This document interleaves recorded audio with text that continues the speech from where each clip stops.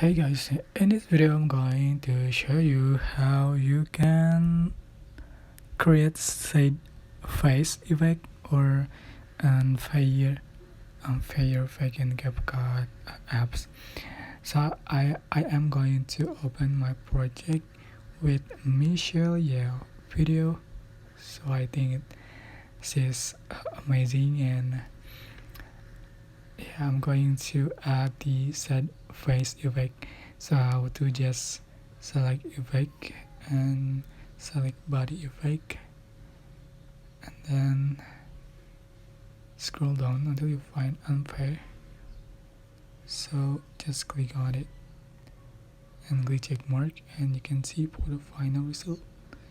This is the original face, and this is the effect. I hope this tutorial was helpful for you. Don't forget to like, comment, share, and also subscribe. If you have any question, please type in the comment section down below. Thank you so much for watching.